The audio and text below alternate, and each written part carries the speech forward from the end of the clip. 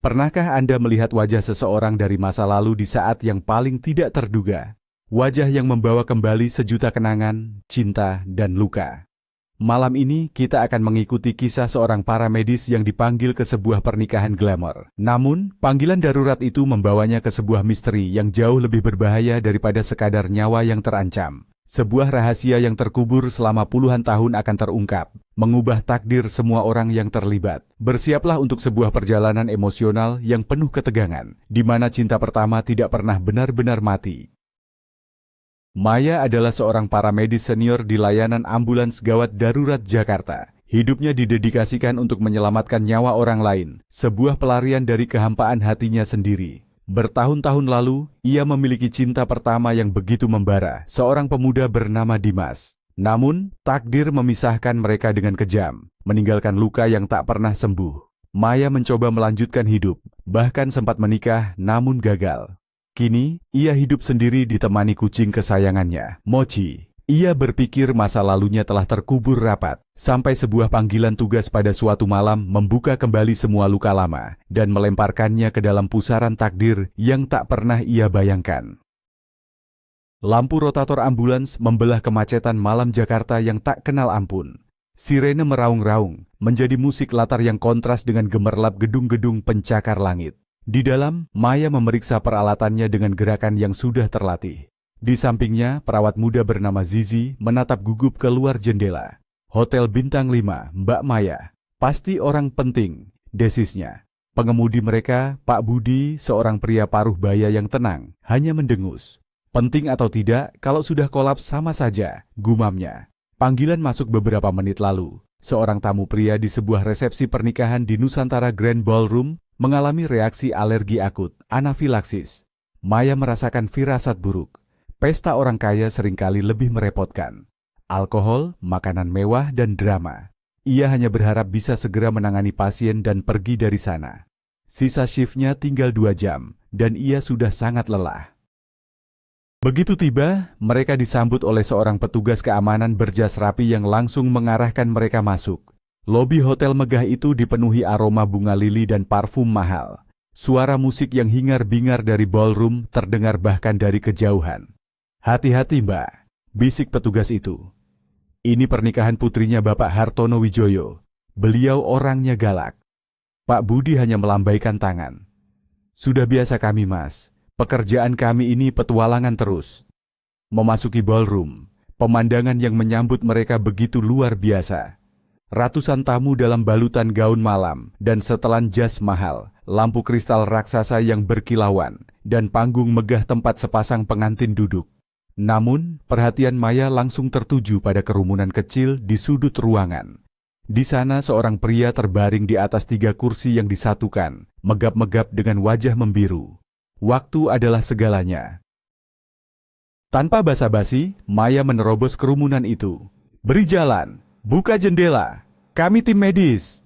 Suaranya tegas dan penuh wibawa, memotong keriuhan di sekitarnya. Pria itu bernapas dengan bunyi mengi yang mengerikan, matanya melotot dan lidahnya menjulur keluar. Wajahnya sudah bukan lagi merah, tapi ungu kebiruan. Ini syok anafilaksis parah. Kemungkinan karena makanan laut atau minuman beralkohol. "Zizi, siapkan epinefrin dan antihistamin," perintah Maya sambil melonggarkan dasi pria itu dan membuka kancing kemejanya. Ia bekerja dengan cepat dan efisien. Gerakannya adalah tarian yang telah ia latih ribuan kali. Zizi dengan sigap menyiapkan suntikan. Dalam hitungan detik, beberapa jenis obat telah masuk ke aliran darah pasien melalui infus. Maya kemudian mendekatkan amonia ke hidung pria itu. Perlahan, pria itu mulai sadar. 10 menit kemudian, kondisi pasien jauh lebih stabil. Bengkak di tenggorokannya mulai surut dan napasnya kembali normal. Pria itu, yang ternyata salah satu kolega bisnis mempelai pria, mengucapkan terima kasih dengan suara serak. "Saya kira saya akan mati. Terima kasih banyak Bu Dokter." Maya menasihatinya dengan nada tegas. "Bapak punya alergi parah. Jangan minum alkohol atau makan sembarangan lagi malam ini. Lain kali akibatnya bisa fatal." Tiba-tiba seorang pria gagah bertubuh tinggi besar dengan setelan jas mahal menghampiri mereka. Itulah Hartono Wijoyo, sang konglomerat. Ia mengeluarkan segepok uang ratusan ribu dari sakunya. "Terima kasih atas kerja cepat kalian. Ini sebagai tanda terima kasih, katanya dengan nada arogan, seolah menunjukkan kemurahan hatinya di depan semua orang. Maya dengan sopan menolak.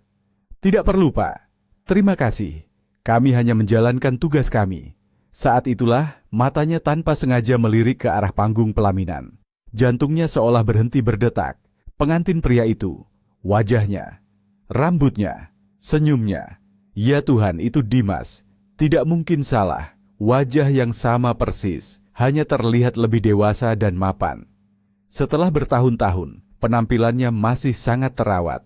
Bajingan itu, pikirnya, dia menikahi putri seorang konglomerat. Sebuah amarah dan rasa sakit yang telah lama terpendam tiba-tiba membuncah di dadanya. Tanpa pikir panjang, didorong oleh emosi sesaat, ia berjalan mendekati pelaminan. Zizi dan Pak Budi menatapnya dengan bingung. Ia berdiri di depan pelaminan, membuat pengantin pria itu menoleh padanya. "Dimas?" sapanya, suaranya sedikit bergetar. "Selamat ya, pilihan yang sangat menguntungkan." Pria itu menatapnya dengan alis terangkat, ekspresinya kosong dan bingung. "Maaf, Anda salah orang. Nama saya Gilang. Kita belum pernah kenal kan? Tapi, terima kasih atas ucapannya." Gilang tersenyum sopan, senyum yang sama, persis seperti yang selalu Dimas berikan padanya dulu. Maya tertegun, jantungnya seperti diremas. Pembohong, benar-benar pembohong ulung. Berpura-pura tidak mengenalnya setelah semua yang mereka lalui. Setelah cinta yang begitu dalam, rasa marah kini mengalahkan akal sehatnya. Ia tidak bisa membiarkan pria ini membuatnya tampak seperti orang gila. "Jangan main-main, Dimas! Ini aku, Maya. Bagaimana bisa kamu berpura-pura tidak mengenalku?" Suaranya mulai meninggi, menarik perhatian beberapa tamu di dekatnya. "Apa kamu sudah lupa semua janji manismu? Atau status barumu membuatmu malu mengakui masa lalumu?" Bapak Hartono Wijoyo segera menghampiri mereka. Wajahnya memerah karena marah. "Ada apa ini? Orang ini sudah bilang dia tidak kenal Anda. Anda sudah selesai bekerja, kan? Silakan cari jalan keluar." Para tamu mulai berbisik-bisik. Suasana pesta yang meriah mulai berubah menjadi canggung dan tegang. Tapi Maya sudah tidak peduli. Rasa sakit hati membuatnya nekat. Ia harus membuktikan bahwa ia tidak berbohong, bahwa pria di hadapannya adalah Dimas. "Saya kenal betul siapa dia," seru Maya. Suaranya bergetar karena emosi. "Dia Dimas. Kami dulu menjalin hubungan. Dia bahkan punya tahi lalat khas di lehernya, tepat di sini, di bawah kerah bajunya." Dengan gerakan impulsif, ia mencoba menyingkap kerah kemeja pengantin pria itu. Hartono murka. "Satpam, bawa perempuan gila ini keluar. Sekarang juga. Jangan sampai dia merusak pesta putri saya." Suasana menjadi kacau. Gilang terus menggelengkan kepala, bersumpah ia tidak pernah melihat Maya seumur hidupnya. Zizi ketakutan setengah mati dan hanya bisa menyandarkan diri ke dinding. Hanya Pak Budi yang sudah kenyang pengalaman, yang bertindak cepat. Ia segera menarik lengan Maya. "Maaf, semuanya. Maaf, ibu ini salah orang. Mungkin karena kelelahan," kata Pak Budi dengan cepat mencoba meredakan situasi. "Maklum, kerja shift malam. Ayo Bu Maya, kita harus pergi." Ia menarik Maya yang masih syok keluar dari ballroom yang riuh itu. Mereka bergegas masuk ke dalam ambulans. Begitu pintu tertutup, Pak Budi langsung menegur. "Mbak Maya, apa yang merasuki Mbak tadi? Kenapa nekat begitu? Kalau orang kaya itu melapor, habislah karir kita semua." Maya akhirnya tersadar dari amarahnya. Ia menunduk dan air mata mulai mengalir deras di pipinya. Ia terisak hebat, menumpahkan semua rasa sakit yang terpendam selama bertahun-tahun. "Karena dia bohong, Pak Budi!" Isaknya di sela-sela tangis. "Dulu kami saling mencintai, kami bahkan berencana menikah. Sekarang, dia bukan hanya pura-pura tidak kenal, tapi juga membuatku terlihat seperti orang gila di depan semua orang." Ia mengusap air matanya dengan kasar. "Dia bilang dia Gilang, bukan Dimas. Dan saat aku mencoba menunjukkan tahi lalatnya, tahi lalat itu tidak ada. Aku yakin sekali dulu ada. Ini aneh sekali. Aku tidak mengerti." Zizi menepuk-nepuk punggungnya. "Sudahlah Mbak, mungkin memang bukan dia. Hanya mirip saja. Tidak mungkin kan dia berbohong tentang namanya sendiri di hari pernikahannya? Buat apa? Tapi dalam hati Maya, keraguan itu terus menggerogoti. Ini bukan sekadar mirip, ini adalah Dimas. Shift malam akhirnya berakhir. Maya pulang ke apartemen sederhananya di kawasan Tebet dengan langkah gontai. Pikirannya kacau. Begitu membuka pintu, seekor kucing siam yang anggun bernama Mochi langsung menggesek-gesekkan tubuhnya di kakinya, mengeong lembut. Maya mengangkatnya, memeluknya erat. "Hanya kamu yang setia menungguku, Mochi," bisiknya lirih. Ia menaruh makanan di mangkuk si kucing, lalu berjalan gontai menuju lemari tua di kamarnya. Dari laci paling bawah, ia mengeluarkan sebuah kotak usang, berisi tumpukan foto-foto lama. Tangannya bergetar saat membuka kotak itu. Di sana, di bawah cahaya lampu temaram, kenangan masa lalunya terbentang. Inilah fotonya bersama Dimas saat mereka berkemah di puncak. Mereka sedang memanggang sate bersama teman-teman. Sudah lama sekali. Maya menatap wajah di foto itu, lalu membandingkannya dengan wajah pengantin pria yang ia lihat tadi malam. Sama persis. Seperti pinang dibelah dua, tidak mungkin ada dua orang yang begitu identik. Ini pasti sebuah misteri yang harus ia pecahkan. Ia merebahkan diri di sofa, menarik selimut tipis. Tubuhnya lelah luar biasa setelah shift panjang dan drama emosional. Tapi matanya tak bisa terpejam. Insiden di pernikahan itu telah merobek luka lama, membuatnya kembali teringat pada masa muda yang penuh warna, sekaligus penuh lara. Maya tumbuh di keluarga dokter. Ayahnya seorang dokter umum dan ibunya seorang dokter gigi. Mereka hidup berkecukupan, dan Maya adalah putri tunggal kesayangan mereka. Sejak kecil, ia sudah diarahkan untuk mengikuti jejak orang tuanya. Ia tidak pernah membayangkan profesi lain selain di bidang medis. Setelah lulus SMA, ia langsung diterima di Fakultas Kedokteran. Orang tuanya sangat protektif. Mereka selalu berpesan, fokus pada pendidikan dulu, laki-laki bisa menunggu. Akibatnya, Maya tumbuh menjadi gadis rumahan yang sedikit pemalu dan tidak tahu banyak tentang kehidupan di luar sana. Namun, di dalam hatinya, ia merindukan cinta, sama seperti gadis-gadis lain seusianya. Ia adalah gadis yang manis dengan rambut ikal berwarna coklat. Hanya saja, ia sedikit berisi, dan hal itu membuatnya sangat tidak percaya diri. Ia selalu merasa minder, mencoba berbagai macam diet, tapi tak pernah berhasil. Salah satu kolega ibunya di rumah sakit, Ibu Nina, seorang bidan, sering berkunjung ke rumah mereka. Suatu hari, Ibu Nina datang bersama putranya, Dimas, yang seumuran dengan Maya. Di sanalah mereka pertama kali bertemu. Berbeda dengan Maya yang pendiam, Dimas adalah anak bengal, jagoan di lingkungannya. Ia selalu dikelilingi teman-teman, nongkrong hingga larut malam sambil bermain gitar.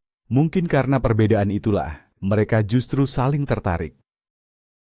Dimas sama sekali tidak peduli dengan bentuk tubuh Maya. Ia sering memanggilnya Mochi, karena pipinya yang tembam dan menggemaskan. Awalnya mereka hanya berteman. Maya membantu Dimas belajar untuk ujian di sekolah kejuruan. Sementara Dimas mengenalkan Maya pada dunia luar yang belum pernah ia jamah.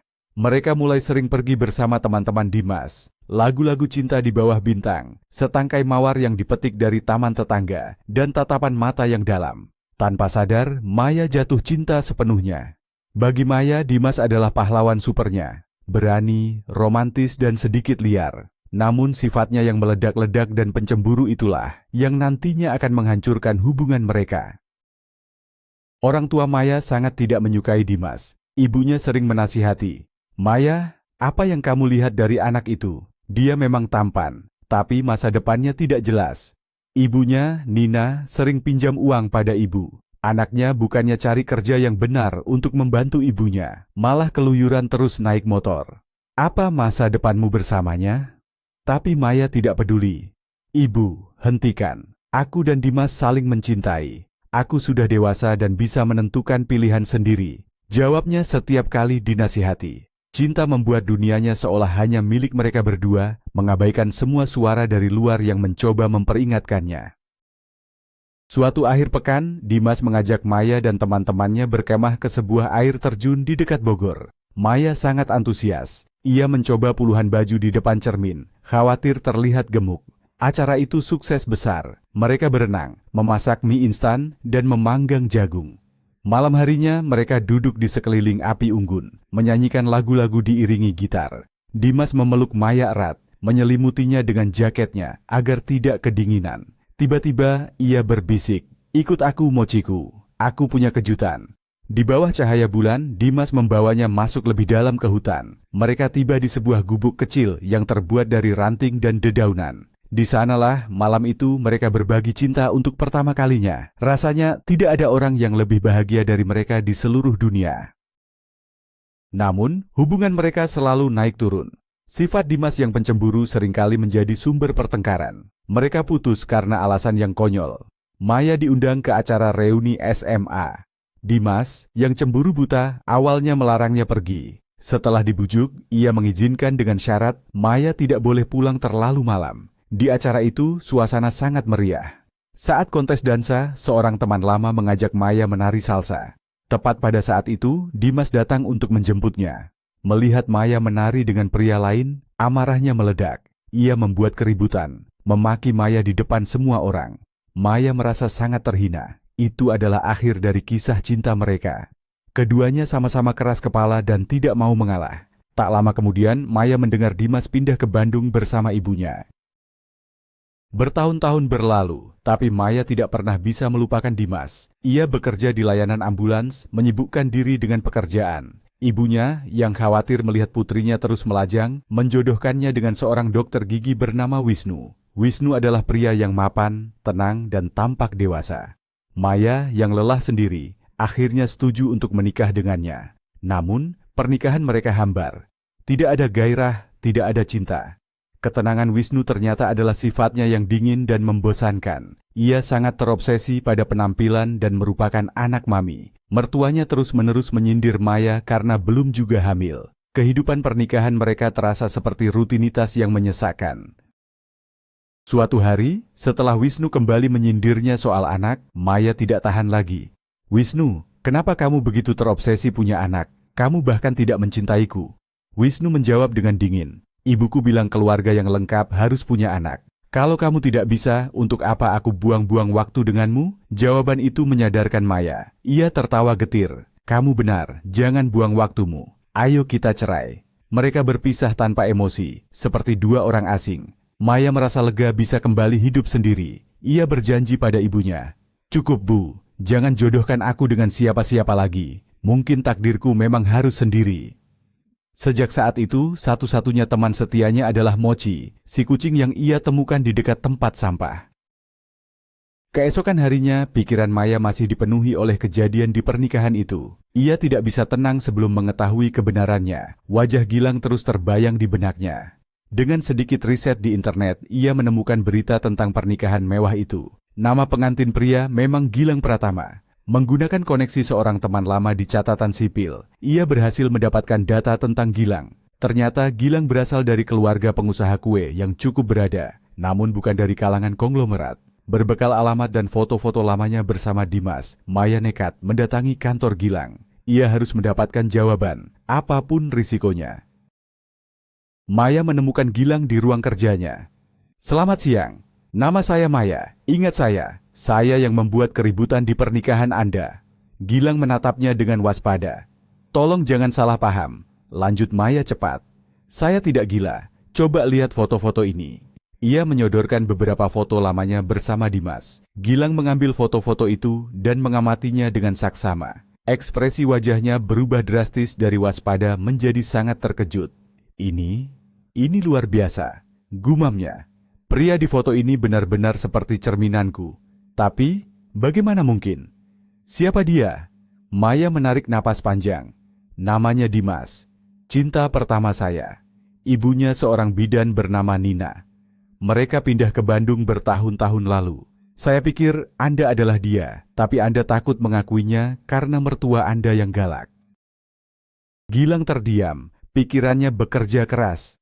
"Ini aneh sekali. Anda bilang ibunya bidan, orang tua saya pengusaha, tidak ada hubungannya dengan dunia medis, dan saya punya ayah dan ibu lengkap," katanya. Ia menatap Maya, melihat kejujuran di matanya. "Oke, saya percaya Anda tidak mengada-ada. Beri saya waktu. Saya akan bicara dengan orang tua saya. Mungkin mereka tahu sesuatu." Gilang mencatat nomor telepon Maya. "Soal mertua saya, Anda benar. Bapak Hartono memang sangat dominan. Saya harap istrinya Shinta tidak mewarisi sifatnya. Mereka berpisah dengan perasaan aneh. Maya merasa sedikit lega, sementara Gilang dipenuhi dengan ribuan pertanyaan baru tentang identitasnya sendiri. Malam itu Gilang langsung pergi ke rumah orang tuanya. Ia tidak mau menunda lagi. Ia menemukan ayahnya sedang menonton berita dan ibunya di dapur. Tanpa basa-basi, ia menunjukkan foto-foto dari Maya. "Ayah, ibu, lihat ini. Wanita ini datang menemuiku. Dia mengira aku adalah pria di foto ini. Tapi lihat, dia benar-benar mirip denganku. Tolong jelaskan, ada apa sebenarnya?" Ibunya Valentina menatap foto itu, dan wajahnya langsung pucat pasi. Ia terdiam sejenak, lalu menghela napas panjang. "Nak, sudah saatnya kamu tahu.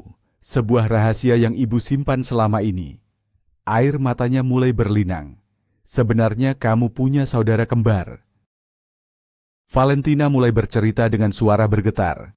"Ibu melahirkan kalian berdua, hanya selisih 1 menit. Tapi, beberapa jam setelah kalian lahir, terjadi kebakaran hebat di rumah sakit. Suasananya sangat panik. Semua pasien dievakuasi. Dalam kekacauan itu, salah satu dari kalian hilang." Ia terisak. "Saat semua sudah tenang, perawat hanya membawakan kamu pada ibu. Kami sudah lapor polisi, mencari kemana-mana, tapi hasilnya nihil. Saudaramu tidak pernah ditemukan. Kami menduga ia menjadi korban dalam kebakaran itu. Dan pihak rumah sakit menutup-nutupi kasus ini untuk menjaga nama baik mereka. Akhirnya kami memutuskan untuk tidak pernah menceritakannya padamu, untuk melindungimu dari kesedihan." Gilang terpukul. Ia marah, sedih, dan bingung. "Kenapa ibu dan ayah tidak pernah memberitahuku? Kenapa kalian berhenti mencari?" seru Gilang, suaranya dipenuhi amarah dan kekecewaan. "Mungkin dia masih hidup di luar sana. Mungkin dia butuh bantuan. Aku tidak akan tinggal diam. Aku harus menemukannya. Aku akan mencari tahu di mana saudaraku sekarang." Dengan kemajuan teknologi, internet, dan media sosial, ia yakin masih ada harapan. Keluar dari rumah orang tuanya, pikiran Gilang berkecamuk. Ia segera menelepon Maya dan mengatur pertemuan di sebuah kafe. Hanya Maya yang bisa memahaminya saat ini. Dan entah kenapa, memikirkan wanita itu memberinya sedikit ketenangan. Di kafe, Gilang menceritakan semua yang baru ia ketahui. Tentang saudara kembarnya, tentang kebakaran di rumah sakit. Maya mendengarkan dengan napas tertahan. "Aku juga mencari informasi, Gilang," kata Maya. "Aku bertanya pada ibuku dan lewat koneksi dokternya, ia berhasil mencari tahu. Dimas dan ibunya memang pindah ke Bandung. Itu saja yang ku tahu. Dengan pekerjaanku yang menyita waktu, aku tidak tahu harus mulai dari mana lagi." Gilang mendapat ide. "Kita sewa detektif swasta, Maya. Aku punya cukup uang. Kita gabungkan semua informasi yang kita punya. Kamu mencari Dimas, aku mencari saudaraku. Tujuan kita sama." Mereka pun sepakat. Sebuah harapan baru mulai tumbuh di hati keduanya. Mereka menyewa seorang detektif berpengalaman bernama Petrus. 2 minggu kemudian, Petrus memanggil mereka ke kantornya. Ia meletakkan beberapa dokumen dan foto di atas meja. Kasus ini cukup rumit dan kelam. Mulainya, kebakaran di rumah sakit itu memang benar terjadi, dan seorang bayi memang dilaporkan hilang.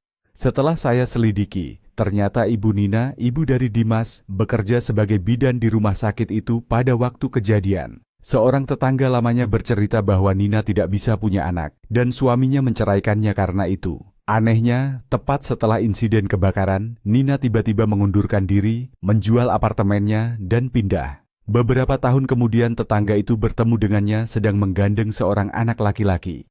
Petrus menatap mereka dengan serius. "Dugaan saya, Nina menculik bayi itu di tengah kekacauan kebakaran." Hati Maya mencelos. Lalu, apa yang terjadi pada Dimas sekarang? Di mana dia? Tanyanya, tidak sabar. Jantungnya berdebar kencang. Wajah detektif itu berubah muram. "Ini akan menjadi berita yang berat untuk Anda, Bu Maya," katanya pelan. 1 tahun yang lalu, Dimas meninggal dunia. Dunia Maya seolah runtuh. Harapan yang baru saja ia bangun hancur berkeping-keping. Air mata mengalir tanpa bisa ia bendung. Dimas adalah seorang pembalap motor dan stuntman. Ia menikah dengan gadis yang punya hobi sama. Mereka berdua meninggal dalam kecelakaan motor di jalan tol. Ia meninggalkan seorang putri berusia 3 tahun bernama Mila. Saat ini Mila berada di panti asuhan karena istri Dimas juga seorang yatim piatu. Gilang duduk mematung, sama terpukulnya. Ia baru saja menemukan saudaranya dan di saat yang sama ia kehilangannya untuk selamanya. Maya menangis sejadi-jadinya. Rasa sakit itu begitu nyata, seolah baru kemarin ia kehilangan Dimas. Setelah berhasil menenangkan diri, ia mengambil sebuah keputusan. Lusa aku libur, aku harus menemui putri Dimas. Keesokan harinya setelah shift yang terasa sangat panjang, Maya membeli sebuah boneka besar dan sekantong permen. Ia pergi ke panti asuhan Harapan Bunda. Di sana ia harus menjelaskan panjang lebar kepada kepala panti, Ibu Wati, tentang siapa dirinya. Awalnya Ibu Wati menolak. Kunjungan dari orang asing hanya akan membuat anak itu sedih. Tapi Maya memohon, "Tolong Bu, dia putri dari pria yang sangat saya cintai. Saya ingin mengadopsinya. Saya tidak bisa punya anak, tapi saya punya pekerjaan tetap dan rumah. Tolong beri saya kesempatan." Hati Ibu Wati luluh melihat kesungguhan Maya. Ia akhirnya mengizinkan Mila dibawa ke ruang bermain untuk bertemu Maya. Maya menunggu dengan cemas. Tiba-tiba ia mendengar suara kecil di belakangnya. "Mama? Mama datang jemput aku?" Maya berbalik. Seorang gadis kecil yang sangat mirip dengan Dimas mengulurkan tangannya. Hati Maya luluh. Ia langsung memeluk anak itu. Saat itulah ia tahu ia tidak akan pernah bisa meninggalkannya. Namun, proses adopsi sangatlah rumit. Dalam keputusasaan, Maya menelepon Gilang, satu-satunya orang yang bisa ia andalkan. Gilang, yang merasa bertanggung jawab pada keponakannya, langsung bergerak. Dengan koneksi ayah mertuanya, satu panggilan telepon ke dinas sosial mengubah segalanya. Maya diizinkan membawa Mila pulang hari itu juga. Sejak saat itu, hidup Maya berubah. Ia menjadi seorang ibu. Sementara itu, pernikahan Gilang dan Sinta hancur berantakan. Sinta adalah wanita manja yang tidak mau dewasa dan menolak punya anak. Akhirnya Gilang menceraikannya dan datang ke rumah Maya membawa sebuah koper. Di sanalah, di tengah kesederhanaan, mereka membangun keluarga baru. Gilang menjadi ayah bagi Mila, dan Maya akhirnya menemukan cinta sejatinya pada saudara kembar cinta pertamanya. Setahun kemudian, sebuah keajaiban terjadi. Maya yang mengira dirinya mandul ternyata hamil. Mereka dikaruniai seorang putra, melengkapi kebahagiaan keluarga kecil mereka. Takdir memang punya cara yang aneh untuk menyatukan dua hati. Kisah ini mengajarkan kita bahwa kebahagiaan sejati tidak datang dari kemewahan, tetapi dari cinta, pengorbanan, dan keluarga. Terima kasih sudah menemani perjalanan Maya dan Gilang. Jangan lupa untuk like, subscribe, dan bagikan cerita ini. Menurut Anda, apakah Maya dan Gilang memang ditakdirkan untuk bersama?